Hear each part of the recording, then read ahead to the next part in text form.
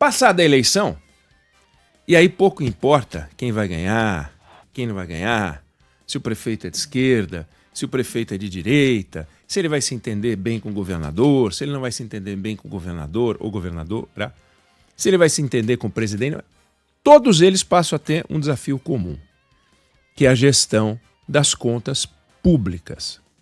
Quer dizer, na última linha, o que interessa é o seguinte: esses caras todos, prefeitos, futuros prefeitos, governadores e presidente da República, todos vivem da nossa grana. É a gente que paga essa conta. É feito no seu condomínio, você que paga a conta. Se estão fazendo limpeza da fachada, não estão fazendo limpeza da fachada, é você que está pagando.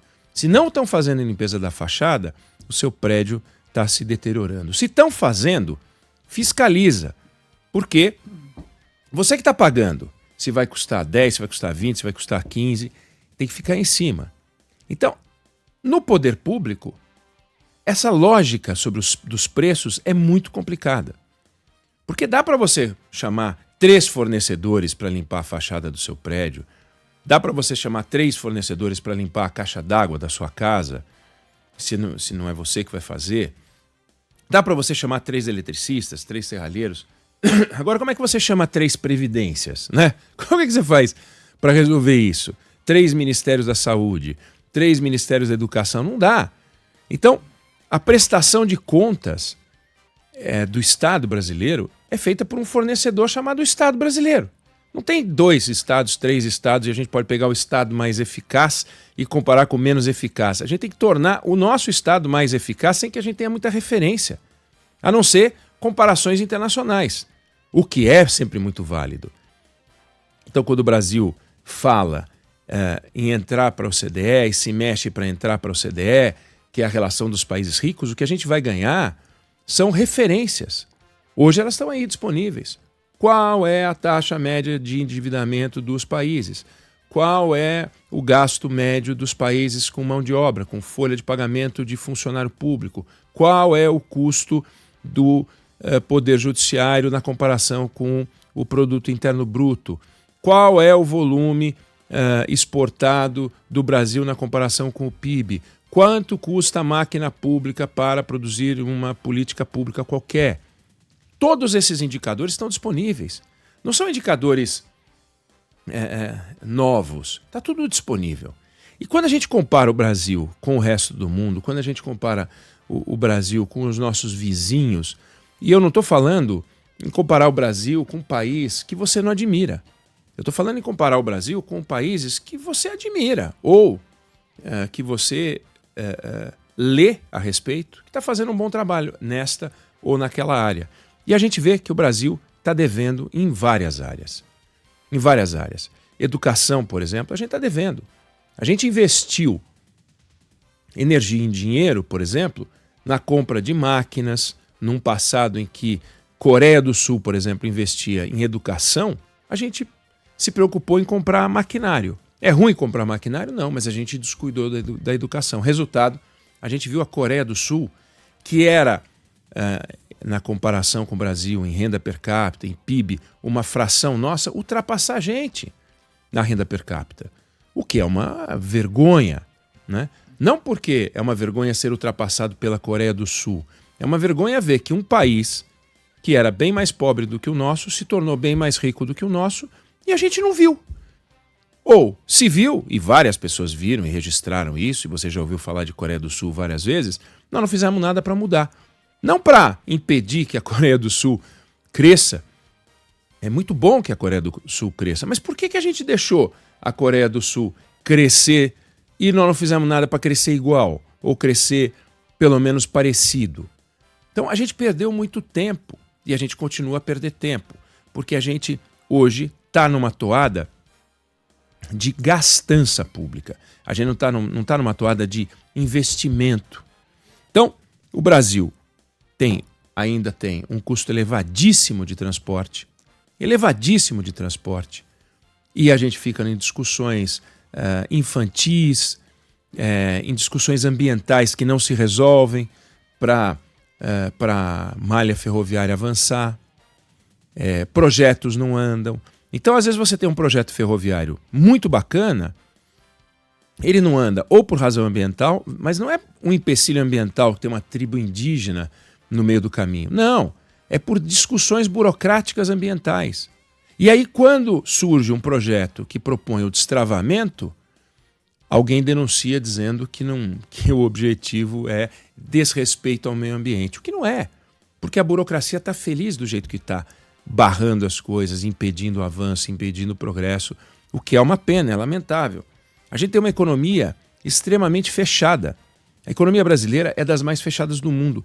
Eu não sei quantas vezes eu já disse isso, eu não sei quantas vezes eu já ouvi isso, mas se eu já disse e já ouvi, muitas pessoas já disseram isso para as autoridades responsáveis por mexer nisso e não mexem.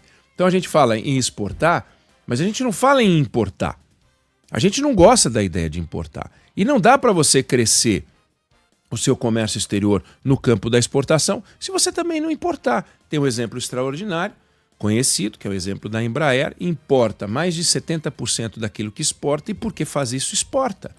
Porque se ela restringisse a importação e dissesse eu só vou exportar, ela estaria vendendo avião de papel, ou aviãozinho de madeira, ou até hoje ia estar vendendo 14 bis. E para colecionador, porque não serve para nada o 14 bis. O 14 bis não voa, não tem jeito. Faz aqueles voozinhos, né? Aqueles de demonstração. Não serve para nada. No entanto, essa empresa pujante virou pujante porque ela está aberta. Então ela traz o que a tecnologia de fora faz melhor do que ela e que ela não conseguiria fazer, embala isso, empacota isso, faz um avião bacana e compete no mercado internacional e é referência e conquistou um espaço incrível no mundo privado. O que é muito difícil, porque tem limite. O mundo estatal não tem limite. Basta ver vários exemplos de empresas estatais que são um descalabro, porque não tem limite de injeção de recurso e vai gastando, e vai gastando, e vai gastando. Mas no mundo privado, ela nasceu estatal, foi privatizada e explodiu, né? O que é espetacular, o que é incrível. Faz bonito lá fora. Mas não é só a Embraer, mas são exemplos pontuais de empresas que se abriram para o mercado internacional para receber talentos, recursos, produtos e poder assim crescer também, o que é fundamental. Os nossos avanços tecnológicos estão parados. O nosso investimento em pesquisa e tecnologia é diminuto, o que é um problema. O resultado disso tudo é uma complicação muito grande. A gente vê, por exemplo, coisas acontecendo e que a gente festeja, o salário está aumentando, a massa salarial está aumentando, isso é bom. Só que a massa salarial está aumentando acima dos ganhos de produtividade, ou seja, estamos pagando mais como país para produzir a mesma quantidade de coisas. Isso significa encarecer o produto. A gente não está conseguindo fazer o contrário, que é manter o custo da folha e aumentar a produtividade. Quando a gente vai olhar coisas que compõem o nosso custo adicional à massa salarial, imposto, hora extra, custo de transporte, o custo para a educação, tudo isso são itens que encarecem a mão de obra no Brasil e que a gente não discute isso com profissionalismo. Por quê? Porque o sindicalismo tomou conta das discussões no mundo do trabalho, esse governo enxerga os números que interessam e fecha os olhos para os números que não interessam. Por quê? Porque os números não interessam. Então, sabe assim, você tem um pesadelo, o seu analista diz assim, olha, o que você sonhar, você me conta. Aí você só conta os sonhos bons. Eu sonhei com um jardim florido, maravilhoso e tal. Aí você teve um pesadelo, sonhou com um jacaré que mordia o seu calcanhar, aí você não conta. Por quê? Porque não é bonito. Então o governo faz isso, não é que ele esconde os números ruins. Os números ruins são conhecidos, mas ele não trata dos números ruins. Você fala, está com um buraco aqui, mas é aquela flor que está nascendo ali. Não dá para olhar o mundo róseo para ter um país que avança, que progride. E a gente olha o que está acontecendo com o salário, é um problema. E os gastos públicos brasileiros que vêm crescendo. Esse é o pior e que volta ao início do que eu falei. Prefeitos, governadores e o presidente da República, me refiro ao presidente da República, mas nós estamos falando de uma máquina gigantesca, gastando cada vez mais do que gastava para fazer a mesma coisa. Não está fazendo mais coisa, está fazendo uma coisa torta. Pega o Bolsa Família. O Bolsa Família, o Tribunal de Contas da União fez uma avaliação do Bolsa Família e descobriu que dá para economizar simplesmente fazendo ajustes. Não é eliminando, não. Dá para manter o padrão de vida das pessoas que precisam do padrão de vida mantido sem pagar mais do que deveria para certas pessoas. Está no relatório do TCU. Não é uma coisa que de um economista qualquer, amigo do Paulo Guedes, sabe assim? Que alguém pode dizer que quer acabar com o Bolsa Família. Não é nada disso. E a dívida pública? Dívida pública mês após mês crescendo, crescendo, crescendo. A dívida pública vai fechar esse governo com 82% do PIB, e essa é a projeção, o que torna essa dívida a dívida mais alta entre países emergentes, entre as mais altas dos países emergentes, o que é inconcebível para um país que precisa crescer. Nós não podemos financiar o nosso crescimento a qualquer custo e nós temos que financiar o nosso crescimento com base nos bons princípios. Aumento de produtividade. Fundamental, aumentar a produtividade. A nossa produtividade é risível comparada à produtividade americana. O que um trabalhador americano faz em 1 hora, nós fazemos em 4. Como é que a gente vai competir no mercado internacional se o que eles produzem em 1 hora a gente produz em 4? Não tem jeito. A nossa melhor produtividade foi fazer em 2 horas o que eles fazem em 1 hora. Hoje a gente faz em 4 horas o que eles fazem em 1 hora. Imagine numa escola se os alunos, uma parte dos alunos demora 4 vezes mais para fazer uma prova. Temos um problema pedagógico gravíssimo. Alunos que não conseguem resolver em 1 hora o que alunos de outras escolas fazem, porque eles demoram 4 horas, tem que rever tudo, tem que sentar professores, coordenadores, alunos, pais, sentar e falar, escuta, os nossos filhos estão levando 4 horas para fazer o que os outros fazem em 1 hora. O que a gente vai fazer com isso? Como é que eles vão entrar no mercado de trabalho? Como é que o Brasil vai entrar no mercado de trabalho? Como é que o Brasil vai competir internacionalmente se leva 4 vezes mais do que os americanos levam para fazer a mesma coisa? Resultado, o salário lá é maior, é melhor viver lá do ponto de vista do dinheiro para aqueles que estão empregados fazendo a mesma coisa que a gente faz aqui. E aí a gente reclama de salário, com razão. Mas reclama de salário, mas é ovo a galinha. Não dá para aumentar o salário se não aumentar a produtividade. Não dá para aumentar a produtividade se não melhorar a mão de obra. E não dá para melhorar a mão de obra se a gente não fizer investimento. E a gente não faz investimento. Não em quantidade, em volume, em qualidade necessários. Tem um problema sério aí. Dívida pública é um veneno. Dívida pública é um problema, porque dívida pública pressiona a inflação. Dívida pública faz com que o futuro presidente do Banco Central, Gabriel Galípolo, tenha que operar com uma taxa de juros mais alta do que poderia operar se a dívida pública não tivesse essa curva de crescimento que é assombrosa. E o presidente Lula está encantado com as conquistas, com os números que ele ouve falar e repete com alegria e euforia, só que isso joga o Brasil no mesmo curso do governo Dilma. Que foi um fracasso. Nós não podemos cometer esse mesmo erro de novo, tá aí. Cometer erro velho, o erro da Dilma, coisa absurda, porque o endividamento público está aumentando.